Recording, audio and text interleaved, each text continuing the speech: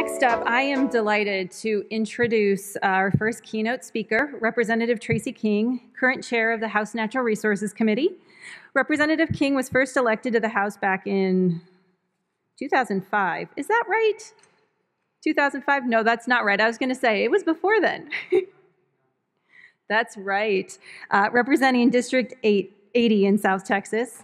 During his tenure at the Capitol, he served on many committees, and through it all, really has demonstrated a great understanding and commitment to sound groundwater management through the groundwater conservation districts time and time again. During this past session, which really was a session like no other, he expertly led the House Natural Resources Committee. And he also has made a cameo appearance this morning in a video to congratulate CE. It was great to see you this morning and again this afternoon. So let's welcome Tracy King. Thank you, Leah. I appreciate the opportunity to be here today, and I always enjoy visiting with the folks at the Texas Association of Groundwater Districts. It's one of the organizations that obviously I've worked with longer. When I first got elected to the legislature in '95, the reason that they say 2005 is because the voters were kind enough to give me a 2-year vacation there in the middle after my 4th term, and then they were kind enough to let me come back from that vacation after 2 years. And so I was elected. I was sworn in 95 the first time, and 2005 the second time. And but I've served. I guess this is my 13th term since I've been in the legislature. And I've always worked, of course, closely with the Texas Association of Groundwater Districts. When I first came in 1995, we were still creating some groundwater districts. I created the Winter Garden District down there with Zavala, Dimmitt, and LaSalle counties. And then there were a number of others created. And there's still a few more that need to be created, but they're not the easy ones, or we'd have done them a long time ago. And I want to thank Leah for inviting me, and I got to tell you, I don't know how much y'all know about Leah, but she is a first-class manager and negotiator for this association. When she called me and asked me, she called me and asked me about speaking. I said, well, we need to have a little discussion first, and she said, what's that? I said, well, it's about my speaking fee. And she said, okay, so we haggled, negotiated back and forth for a long time. And then finally, when it was all over, I wrote her a check and she let me come speak. So thank you so much. I appreciate it, Leah. So the 87th session of the legislature concluded at the end of May. And not too long after that, we started the first call session. And then immediately after that one, we started the second call session, which is what we're in the midst of as we speak. We've got a few more days left in that. I think it ends up right after Labor Day sometime, I think, is when it is, 6th or 7th. But we're expecting to be through by the end of this week, we hope. But I thought the 87th session went pretty well. It was my first session to chair the House Natural Resources Committee, but certainly not my first session to serve on that committee. It's my 11th time to serve on that committee, and I've always enjoyed it. I've been vice chair of it a number of times, back when David Counts chaired the committee. But I've been I'm from Uvalde, Texas, and I lived most of my life in that part of the world. Like I said, I got elected in 1995 to the Texas House of Representatives. I've been honored to chair a number of different committees. I chaired the Border and International Affairs Committee under Speaker Craddock. I chaired the House Ag and Livestock Committee with Speaker Strauss. And then I chaired the Licensing and Administrative Procedures Committee with Speaker Bonin. And then Speaker Phelan was gracious enough to appoint me as chair of the House Natural Resources Committee. And I've enjoyed that. So this particular committee this particular session has been a little bit different because of COVID, obviously. And everything has been different because of COVID. The way we met on the Texas House of Representatives, what kind of bills were considered, whether we even did memorial resolutions on the floor, which we did not. We didn't have big groups on the floor. We didn't have school children touring the schools and those types of things. And I'm sure many of you had virtual meetings. Did everybody in here, everybody had virtual meetings? Raise their hand. Everybody did, yeah. And that's the same way it was where I'm from in Uvalde. In fact, one of the judges that I'm talking to, in fact, he's very, very ill with COVID right now, Justice of the Peace, I was talking to him the other day, and I asked him how his deal was going before he got COVID, of course, and he said, it's been very strange. He said, we had to do virtual meetings, and I'd never done virtual meetings before. And so that has changed the whole way that we work in the deal. In fact, he told me about one of his hearings that he had that was really distressing, because he normally would have been able to see these people in person, but they were on the camera, and it was this old couple. And the lady had been arrested for stealing a can of peaches. And he didn't know what to do, and so he sat there and he deliberated. And of course, it's over virtual media here, and he couldn't. So finally, in exasperation, he asked her, he said, how many peaches were in that can? She said, there were 3. And he said, all right, I'll sentence you to 3 days in jail.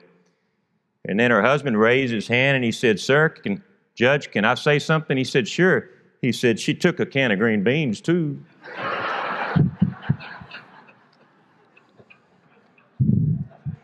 There's nothing like a loving couple, you know. So, but the committee's changed, the committee makeup has changed, the basis of it's changed. We did Senate Bill 1 in '95 and Senate Bill 2 later on. And then over the years, and then in the early days, it was all about groundwater districts, and then it became all about groundwater transportation. And then last time it was about Hurricane Harvey and storm damages and repairs and those types of things. But no matter how much the committee has changed over the year, the goal has always been this. We want to enact a reasonable framework that allows Texans access to fresh, clean water now and for generations to come. The committee has always been forward-looking and attempts to the best of its members' ability to plan for the future. We look to all of you, the smartest experts using the best tools and latest technology, to offer your input and help us guide us in the future. And I appreciate y'all doing that. And I also appreciate a very, very talented committee clerk that I have named Sam Baccaris that wrote that particular paragraph that I just read to you. And so this last session we had Winter Storm Uri, and I don't have to tell you that it got cold in the state of Texas on February the 14th and stayed cold for a while. The legislature worked hard at trying to come up with some solutions. And in my personal opinion, what we concluded after looking at all of that is that that was a 500-year storm, and there really wasn't much you could do about it. But that we did pass some laws and some funding that encourages the producers of natural gas and the power plants to try and winterize their equipment to the extent that they can. But at the end of the day, you just don't engineer for those types of storms. You don't engineer for them in your groundwater districts. But on the topic of water, this particular legislation, at least from my perspective, there was very little must-pass water legislation, particularly in terms of groundwater. Now, there was obviously an Omnibus Groundwater Bill, Senate Bill 152, by Senator Charles Perry, who chairs the House Ag and Natural Resources Committee, and chairs the Senate Ag and Natural Resources Committee, and does a fine job. And I worked with him when he was a House member, and I'm always happy to work with him. And there was a Omnibus Bill, and the truth is it was a Texas Farm Bureau bill. It was a property rights bill that they'd been working on for a number of years, and they'd put a lot of work into it. And this was the session that they were going to get it passed. But at the end of the day, there was a difference of opinion between the House and the Senate, Charles Perry and Tracy King, over how to handle the whole issue of attorney's fees. And ultimately, that became something that was very, very important to both of us. And so that bill did not pass. There really wasn't anything in it that changed the game too much for groundwater districts. I think you could have gone with it or without it. But it was very, very important to the property rights folks and to the Texas Farm Bureau, and I know they were very, very disappointed about it. And I'm certain that during the next session of the legislature, you're going to see a similar piece of legislation again. Interestingly enough, the Farm Bureau backed off of the attorney fee issue and decided that that was not as important to them as they believed that it had been in previous sessions. And so that was a big concession on their part, and I was glad to see that. But other than that, there wasn't really a lot of groundwater legislation that I can remember off the top of my head. But in the committee in general, there were water issues that came up. The Hidalgo County Water Control Improvement District number 3 is a perennial issue in the Texas legislature and in the House of Representatives. That is a district that's run by Othel Brand in the Valley. And Othel Brand is a force of nature in the Valley, and those of you that may know him. And he and his family have been very, very responsive and good stewards of that river, irrigation district for a number of years. City of McAllen buys water from them. City of McAllen candidly thinks they pay too much for that water, and so they want to take it over.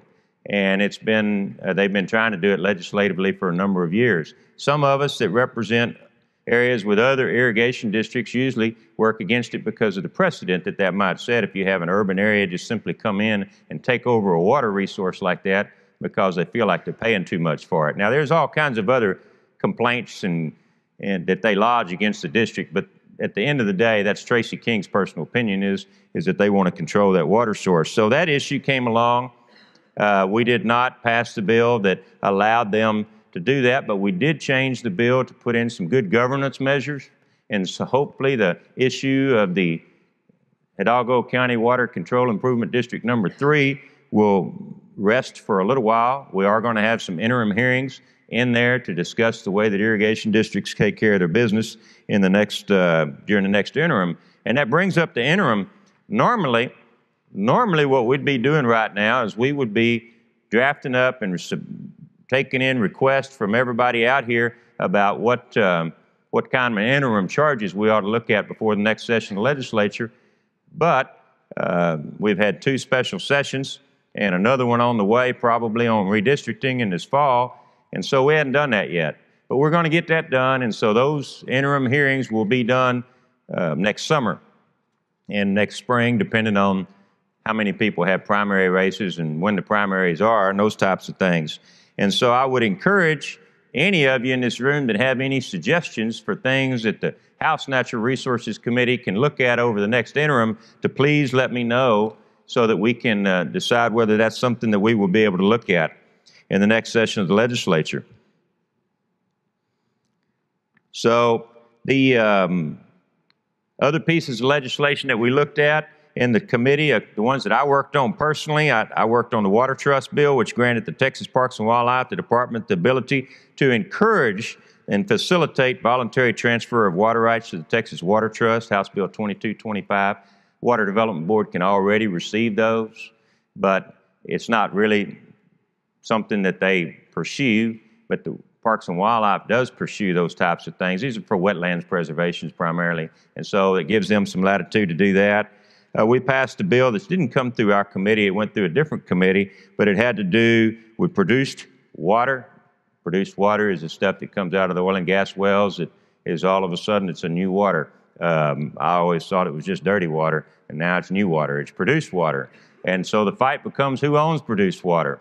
And when somebody had to pay to haul it off and stick it down in an injection well, nobody owned it, you know, as far as anybody was concerned when you had to pay for it. But now, since they think they can recycle it and reuse it and maybe sell it, well, then all of a sudden the ownership issue has become a real deal. And so that was something, then there's some people out there that are in this recycling business. They have what they call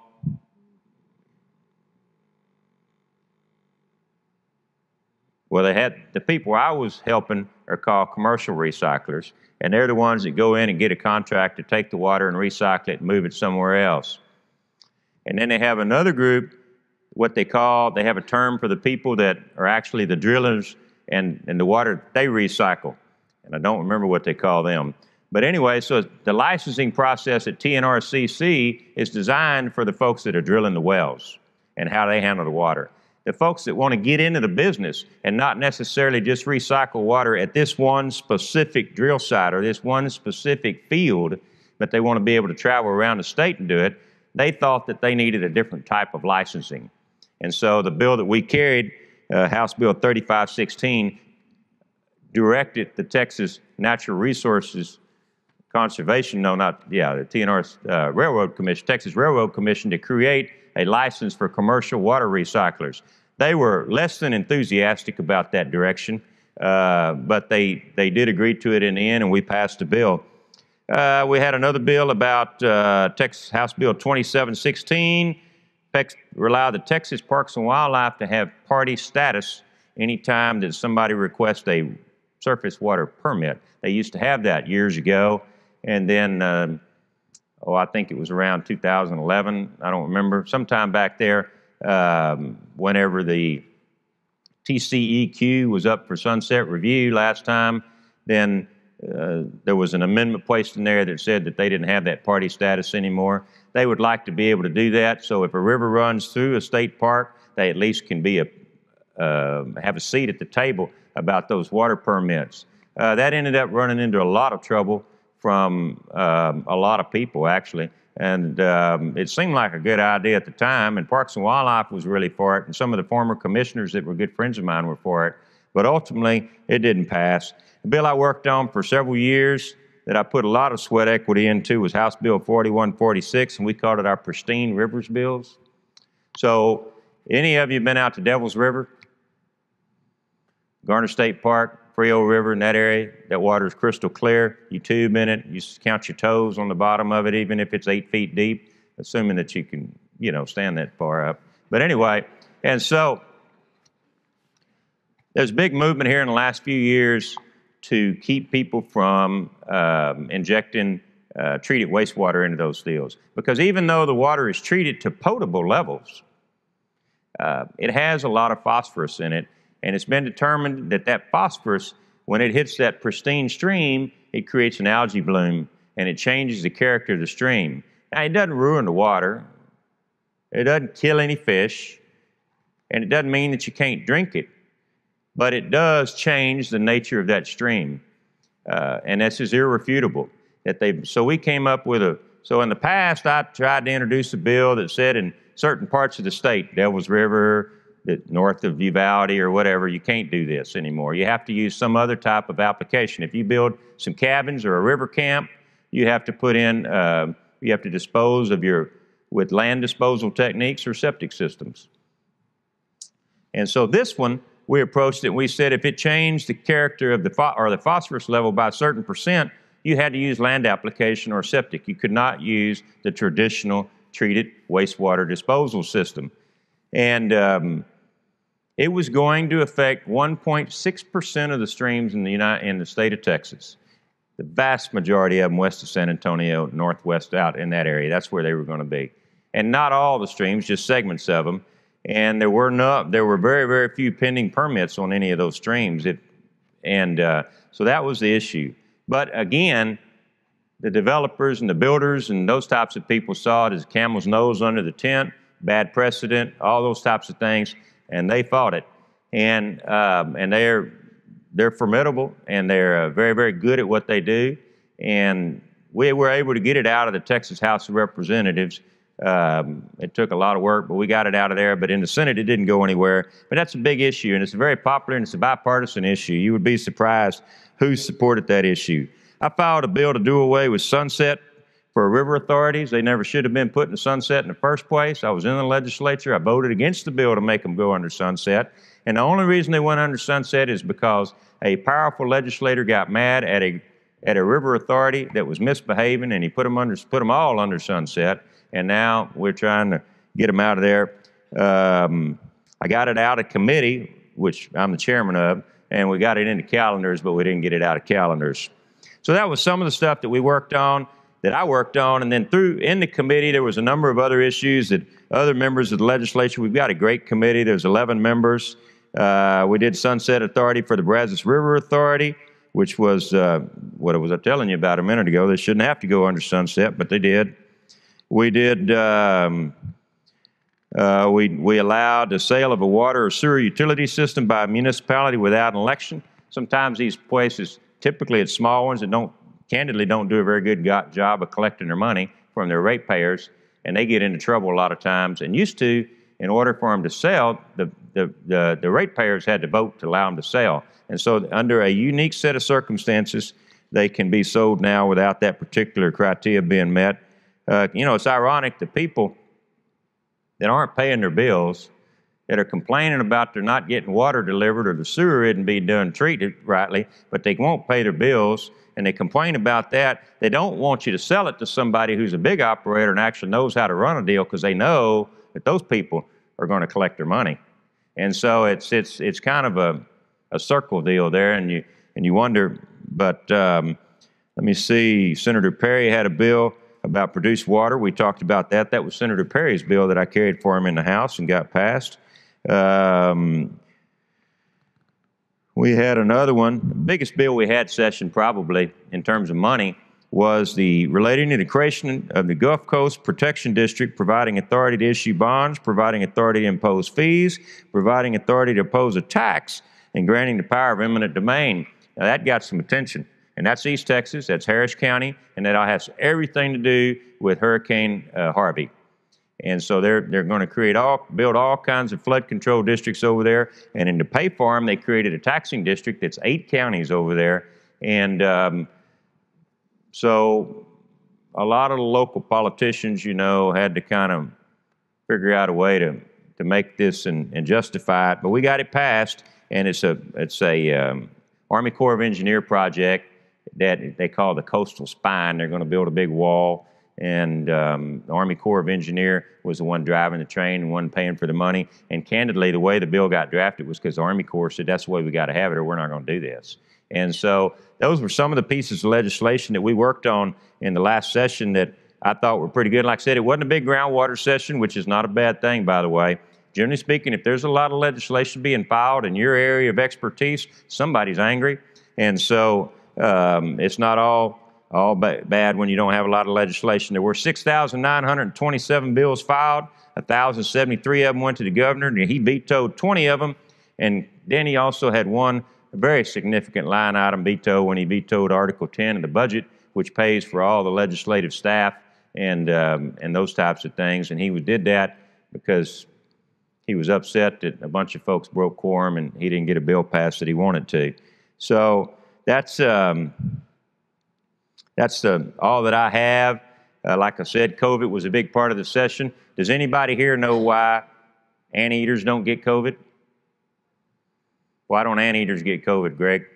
Because they're full of antibodies, Greg.